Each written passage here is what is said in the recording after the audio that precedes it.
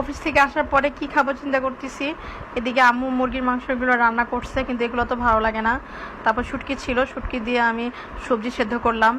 তারপরে দিয়ে আপনার হচ্ছিল নরসিংদীর যে বিখ্যাত চাপা শুটকি ভর্তা বা বড়া, সেটা আমি নিজের হাতে বানালাম, বানিয়ে তারপরে খেলাম। কি স্বাদ! এর মতো স্বাদ আছে না। সে তো আমার মা তো চিল্লাচিল্লি শুরু করছে, রান্না করলাম মুরগি এই সেই, এগুলা না খেয়ে সে এসে আবার এগুলা করতেছে, খাবার না খায়। কে কার কথা শুনে?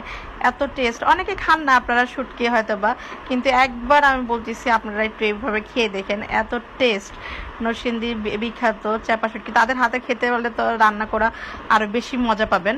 কিন্তু যদি আমার হাতে খেতে চান, আমার ফ্রেন্ড সার্কেলটা এসে পড়তে পারেন, আমার বাসায় এসে আমার হাতে রান্নাটা খেয়ে যেতে পারেন।